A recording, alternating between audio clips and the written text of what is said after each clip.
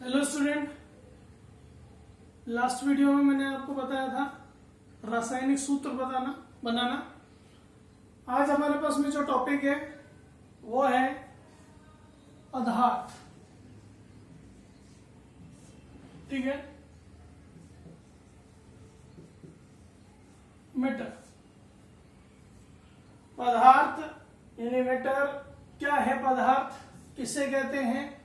तो देखिए आप, पदार्थ या इसे द्रव्य भी कहा जाता है। द्रव नहीं, द्रव तो पदार्थ की क्या होती है? अवस्था। पदार्थ या द्रव्य। देखिए क्या है पदार्थ या द्रव्य? वह है हर वस्तु जिसका कोई निश्चित द्रव्यमान हो, कोई द्रव्यमान हो, कोई ना कोई द्रव्यमान हो, या और जो स्थान घेरता है उसे क्या कहते हैं? हम पदार्थ कहते हैं। ठीक है, जैसे ये मार्कर है, तो ये मार्कर है, मार्कर का निश्चित द्रव्यमान है और ये एक क्या घेर रहा है? स्थान घेर रहा है। ठीक है, पेन है, मार्कर है, ब्लैक बोर्ड है। ठीक है, ये अपने पास में बोर्ड है, तो बोर्ड जो है, बोर्ड का क्या है? एक द्रव्यमान है और ये एक स्थान घेर रहा है। तो ब्रह्मांड कि वह हर वस्तु जो जिसका एक द्रव्यमान हो, ठीक है, और जो एक स्थान घेरती हो, उसे हम क्या कहते हैं? पदार्थ या द्रव्य कहते हैं। वह हर वस्तु जिसका कोई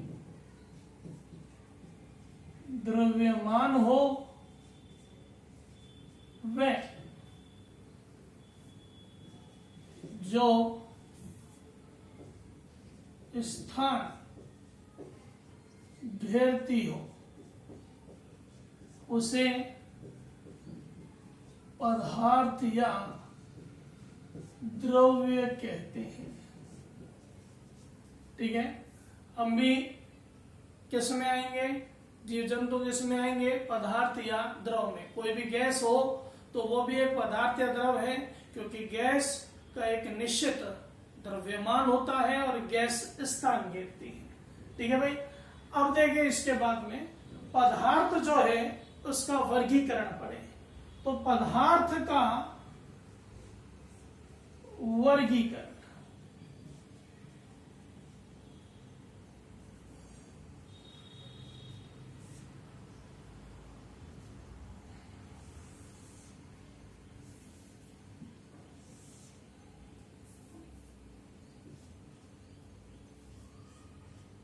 देखो पदार्थ का जो क्लासिफिकेशन है, वर्गीकरण है, वो दो आधार पर है।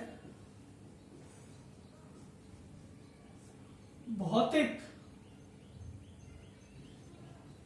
वर्गीकरण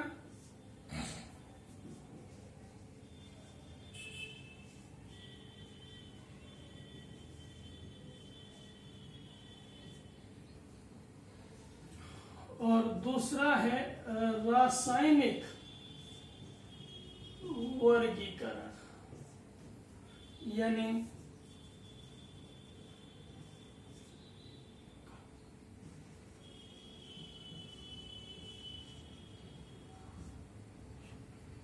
केमिकल क्लासिफिकेशन। ठीक है भाई, भौतिक वर्गीकरण, देखो ये जो भौतिक वर्गीकरण या फिजिकल क्लासिफिकेशन है, वो भौतिक अवस्था के आधार पर या फिर किसी भी पदार्थ के अणुओं के मध्य अंतराण्विक आकर्षण बल के आधार पर दिया जाता है। ठीक है, भौतिक वर्गीकरण के आधार पर पदार्थ जो होते हैं वो तीन प्रकार के बताए गए हैं, और वो तीन प्रकार के पदार्थ आप छोटी क्लासों से पढ़ते आ रहे हैं, लेकिन स्टार्टिंग से बताना जरूरी है, इसलिए मैं आपको लोगों को बता रहा हूं। ठीक है, कि सबसे पहला जो है वो है ठोस, सॉलिड। दूसरा जो है अपने पास में द्रव, लिक्विड, और तीसरा जो है अपने पास में गैस। ये 3 प्रकार के वर्गीकरण, 3 प्रकार में वर्गीकृत किया गया है पदार्थ को भौतिक वर्गीकरण के आधार पर। अब देखिए ठोस की बात करते हैं। आप जानते हो कि ठोस जो होता है, ठोस में अणुओं के मध्य जो बल लगता है जिसे अंतराण्विक आकर्षण बल कहते हैं, वो बहुत ज्यादा होता है, बहुत अधिक होता है। इनके जो अवयवी कण हैं ये एक दूसरे के बिल्कुल नजदीक होते हैं, अंतराण्विक आकर्षण बल बहुत अधिक होता है। ठीक है, इनमें अंतराण्विक आकर्षण बल ठोसों की तुलना में कम होता है, तो ये थोड़े दूर दूर रहते हैं। और गैसों में अंतराण्विक आकर्षण बल बहुत ही कम होता है, इसलिए गैस के अणु सबसे ज्यादा दूरी बनाए हुए होते हैं। ठीक है भाई। अब देखिए आप इनके आकार व आयतन की बात करें हम, तो आयतन देखो किसका, ठोस का, कि ये अपने पास में मार्कर है, ये मार्कर। अब ये मार्कर की बात करें यदि हम, तो ये मेरे हाथ में है, स्थान घेर रहा है। यदि इसको मैं कहीं दूसरी जगह रख दूं तो भी ये इतना ही स्थान घेरेगा।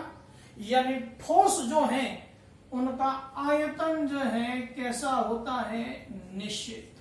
ठीक है। ऐसे ही द्रव, आप 1 लीटर दूध लेके आए तो वह 1 लीटर दूध आप जिस पात्र में लेके आए हैं, 1 लीटर लेके आए, उससे आपने बड़े पात्र में उसे डाला तो क्या वो 2 लीटर हो जाएगा? नहीं, वो कितना लीटर रहेगा? 1 लीटर ही। यानी द्रवों का आयतन भी कैसा होता है, निश्चित होता है। ठीक है। अब अपन बात करते हैं किसकी, गैस की। तो गैस के आयतन की बात करें तो गैसों का आयतन में देखिए आप कि हम जानते हैं गैस जो है अपने पास में एक पात्र लिया, उस पात्र में हमने अगरबत्ती जला, ठीक है, बंद कर दिया उसको। ठीक है। अब वो गैस उसी पात्र में रहेगी, लेकिन उस पात्र को यदि किसी कमरे में खोल दिया जाए तो अब जो गैस है उसके अंदर वो पूरे कमरे में फैल जाएगी। यानी हम क्या कह सकते हैं कि वो स्थान घेर रही है, जिस पात्र में हम डालेंगे उसी पात्र के अनुरूप स्थान घेर रही है, अर्थात आयतन जो होगा वो कैसा होता है, अनिश्चित। ठीक है भाई। आगे देखें आप कि यहां बात करते हैं अपन ठोस के आकार की। तो आकार जो होता है ठोसों का, देखें आप,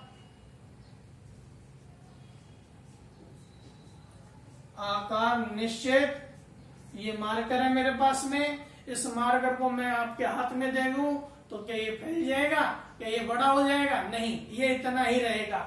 यानी ठोसों का आकार जो होता है वो निश्चित है, द्रवों का आकार जो है वो अनिश्चित होता है। यानी द्रवों का आकार निश्चित नहीं है। द्रव आप जैसे अभी मैंने बताया था, 1 लीटर आप दूध लेके आए, जिस पात्र में लेके आए उसका जैसा आकार ले लिया, आपने उसको किसी दूसरे पात्र में डाला, आपने किसी उसे जार में डाल दिया, किसी जग में डाल दिया, उसका आकार ले लिया, आपने किसी उसे बाल्टी में डाल दिया तो उसका आकार ले लिया। ठीक है। तो इनका आकार जो होता है वो अनिश्चित है, और गैसों का आकार होता ही कैसा है बेटा, बोलो, अनिश्चित। उदाहरण अपन ले सकते हैं, कोई भी उदाहरण ले, जैसे ठोस में अपन उदाहरण ले लिया अपन ने, सोना है, चांदी है, हीरा है। ठीक है, ये सब किसके उदाहरण है, ठोस के उदाहरण है। लोहा है, ये उदाहरण है किसके, ठोस के। द्रव की बात करें अपन तो द्रव में देखो आप, जैसे जल है, एल्कोहल है, ठीक है भाई, और दूध है, ये सब किसके उदाहरण हैं, द्रव के। गैस है, कोई भी गैस, N2 है, O2 है, किसी भी गैस की बात कर सकते हैं यहाँ पर। तो ये जो वर्गीकरण था ये भौतिक अवस्था के आधार पर या अंतराण्विक आकर्षण बलों के आधार पर। 3 भागों में बांटा, सॉलिड, लिक्विड और गैस। अंतराण्विक आकर्षण बल जो होते हैं बहुत ज्यादा होते हैं, इनमें ठोसों की तुलना में कम होते हैं और गैस से ज्यादा होते हैं और गैसों में सबसे कम होते हैं। अंतराण्विक दूरी सबसे कम, इससे ज्यादा द्रव में, सबसे ज्यादा गैस में। आकार आयतन निश्चित, ठोस का आयतन निश्चित परंतु आकार अनिश्चित द्रव का, और आयतन अनिश्चित और आकार अनिश्चित किसका? गैस का। अगला वर्गीकरण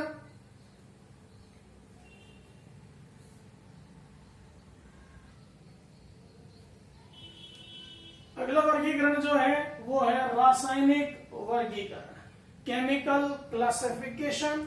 इस आधार पर पदार्थ को 2 भागों में बांटा गया है। देखिए आप, शुद्ध पदार्थ यानी प्योर सब्सटेंस, और दूसरा बताया गया है मिश्रण यानी मिक्सचर। ठीक है भाई, शुद्ध पदार्थ और मिश्रण।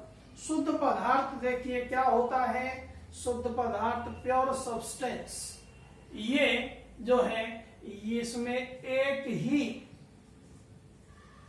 प्रकार के अभिकर्मक से मिलकर बना होता है, और मिश्रण जो है वो एक से अधिक प्रकार के अभिकर्मकों से मिलकर, सब्सटेंस यानी पदार्थों से मिलकर बना होता है। शुद्ध पदार्थ जो है इसको आगे जाकर हम 2 भागों में बांटते हैं, और वो 2 भाग हैं। एक तो अपने पास में तत्व यानी एलिमेंट, और एक अपने पास में होता है क्या? यौगिक यानी कंपाउंड। देखिए आप दोनों में अंतर देखिए, तत्व में और किसमें बेटा बोलो? यौगिक में। ठीक है, तत्व जो होते हैं वो एक ही प्रकार के परमाणु से मिलकर बने होते हैं, एक ही प्रकार के परमाणु से मिलकर बने होते हैं। कौन? तत्व। जबकि यौगिक जो होते हैं, यौगिक की बात करें तो उनमें एक से अधिक प्रकार के परमाणु होते हैं जो एक निश्चित अनुपात में संयोग करते हैं। ठीक है, जो निश्चित अनुपात में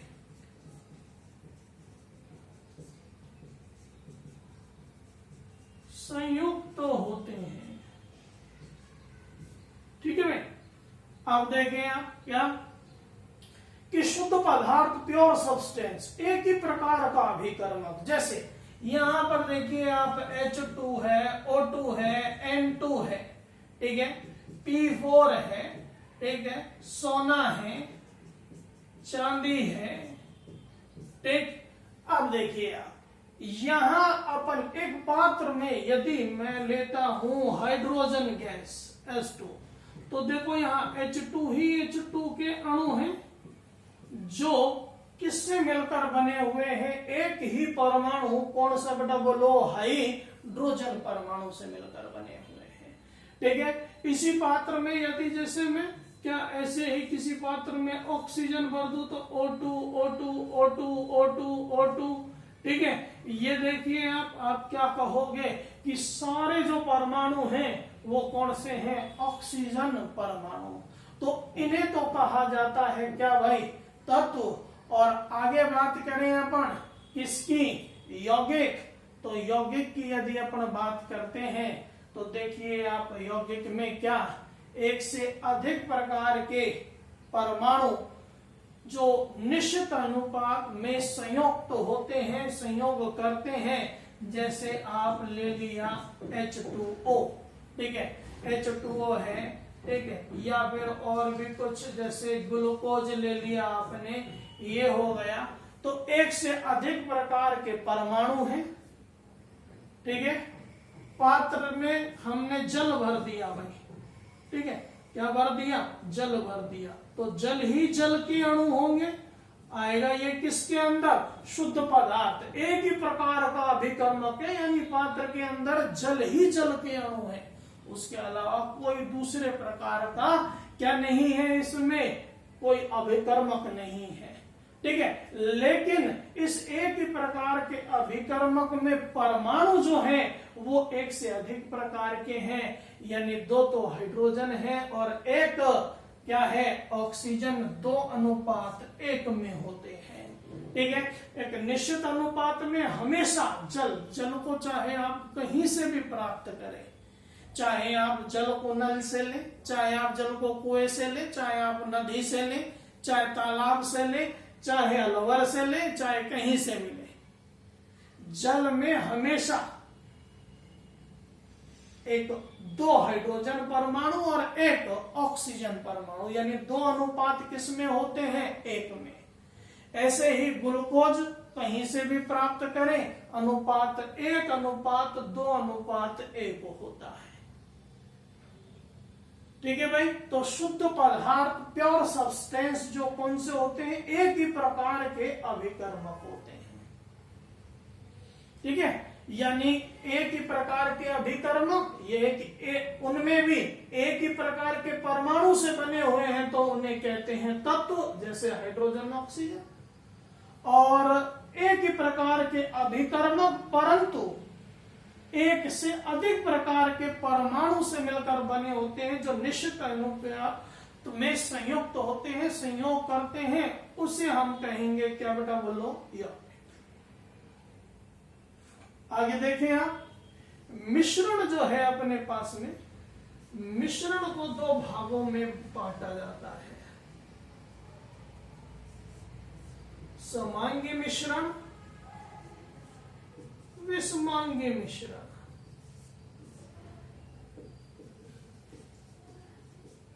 देखें आप, समांगी मिश्रण और विषमांगी मिश्रण की बात करते हैं यदि हम, तो देखो क्या है समांगी मिश्रण और क्या है विषमांगी मिश्रण, होमोजेनियस मिक्सचर और हेटेरोजेनियस मिक्सचर।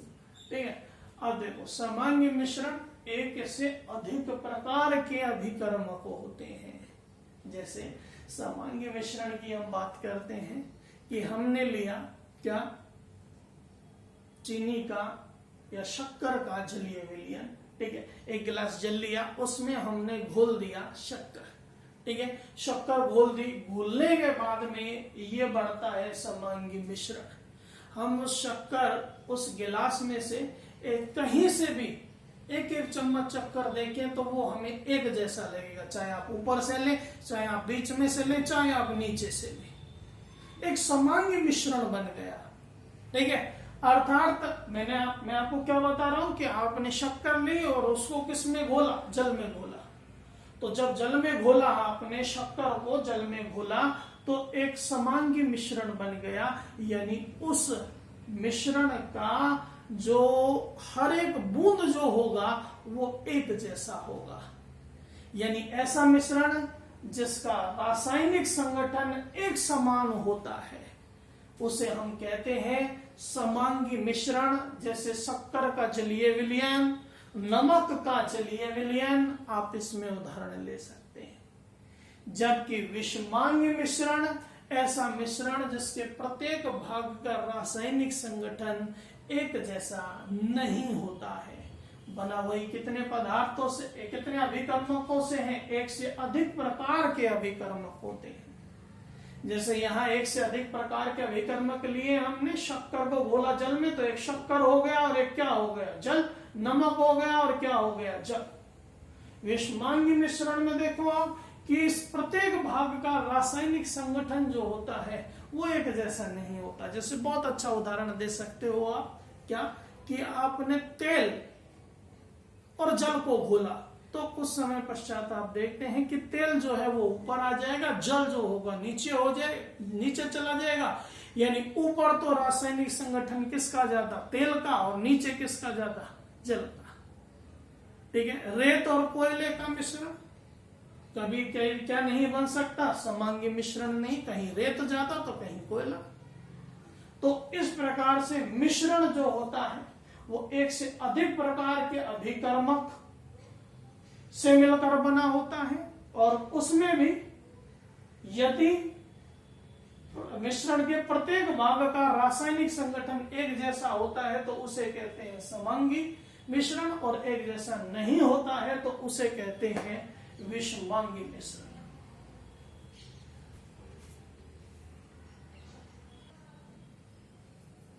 ठीक है, एक बार से फिर दोबारा देख लीजिए। रासायनिक वर्गीकरण, केमिकल क्लासिफिकेशन को हम दो भाग रासायनिक रूप से वर्गीकरण करें, पदार्थ का दो भागों में बांटते हैं, शुद्ध पदार्थ और मिश्रण, प्योर सब्सटेंस और मिक्सचर। प्योर सब्सटेंस एक ही प्रकार का अभिकर्मक होता है।